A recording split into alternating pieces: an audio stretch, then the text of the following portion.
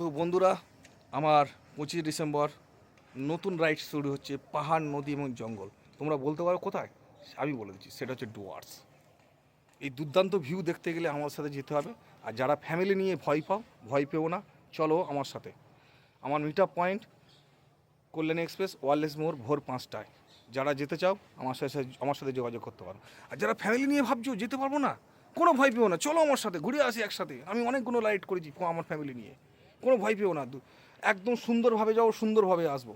25 তারিখ থেকে 29 তারিখ, 29 তারিখে ব্যাক করে আমি থাকবো মুর্শিদাবাদ, হাজারিদাবার একদিন থাকবো, তারপরে আমি বাড়ি আসবো।